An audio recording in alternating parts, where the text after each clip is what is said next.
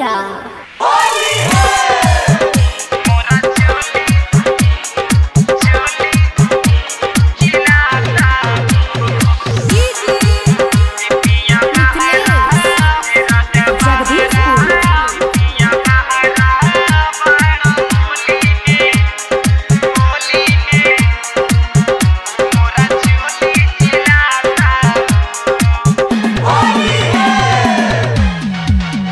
राजा बहारा बाड़ होली में मोरा चोली चिल्लाता हो। ए पिया बहारा बाड़ होली में मोरा चोली चिल्लाता हो। कि तू तो अइला ना हो समझइला ना, तू तो अइला ना हो समझइला ना, देवरा रोजे अझुराता हो। ए राजा बहारा बाड़ होली में मोरा चोली चिल्लाता हो। ए पिया बहारा बाड़ होली में मोरा चोली चिल्लाता हो।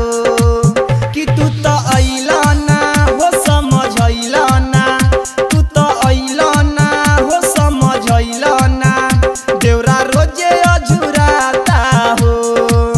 ए राजा बहारा चोली चिल्लाता हो।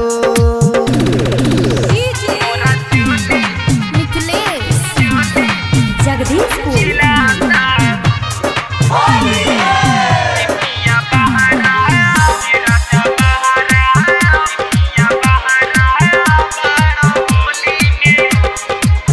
ए पिया देवरा के का कहीं हम खेला हो।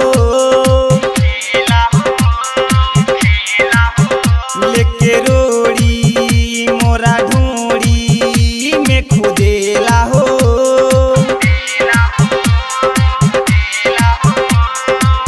बुझता फगुआ में निजी माल हमारा के, राजा हमारा के, ए पिया हमारा के। ए पिया देवरा के का कहीं हम खेला हो। लेके रोड़ी मोरा ढूंढी में खुदेला हो।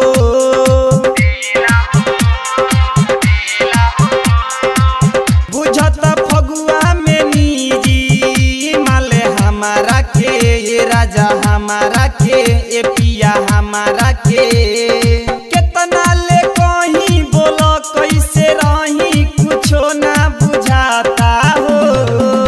ए राजा बहारा बाड़ होली में मोरा चोली चिल्लाता हो।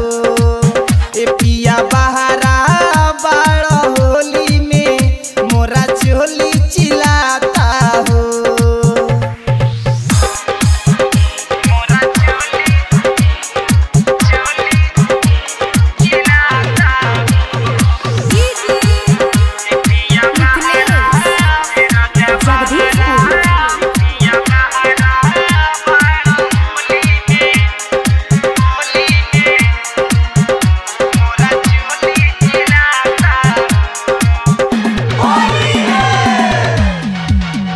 घरे आई तो तू लगई तो रंगावा चोली में।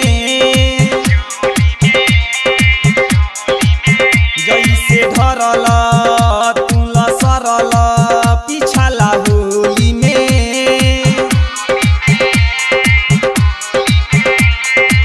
राइटर सुजीत पिया बूझी तनी भावना के, राजा भावना के, हमारा भावना के।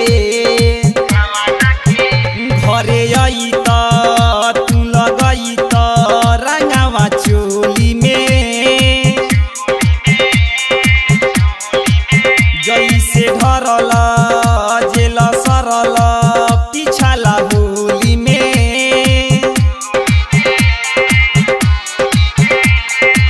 राइटर सुजीत पिया बूझी तनी भावना के, ये राजा भावना के, हमारा भावना के। सत्यम नवीनवा भइल बा कमीनवा का करी ना बुझ राजा बहारा बाड़ा होली में मोरा चोली चिल्लाता हो। ए पिया बहारा बाड़ा होली में मोरा चोली चिल्लाता हो। Recording by M S star recording studio Majhaulia.